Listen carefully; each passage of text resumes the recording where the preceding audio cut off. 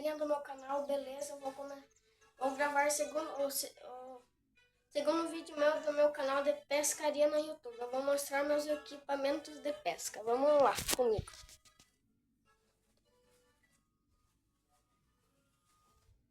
Abri a porta. Esses são meus equipamentos de pesca. Tem aqui minha maleta, ó, uma bagunça.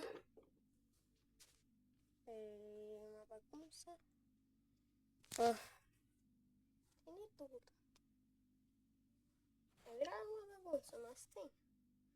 Ó, meu guarda-chuva, minha linhadinha de mão, meu molinete que tá sem coisa do freio, meu outro molinete, minha carretilha, meu outro molinete que tá sem linha, a ponteira dessa vara aqui, esse molinete também, minhas duas pipas que não tem nada a ver, mas esse cortador de linha que eu ganhei do São Sebastião, que é muito lindo, ia pra usar muito na caixinha de pesca, ó. Aqui, ó, assim. Foca.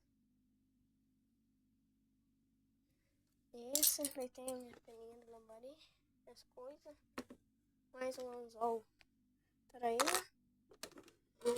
Aqui, daí tem aqui essas varinhas, daí tem aqui, e é isso, só meus materiais de pesca, é isso só. E aí, se inscreva no meu canal e vamos bater 10 mil inscritos. Muito obrigado e tchau!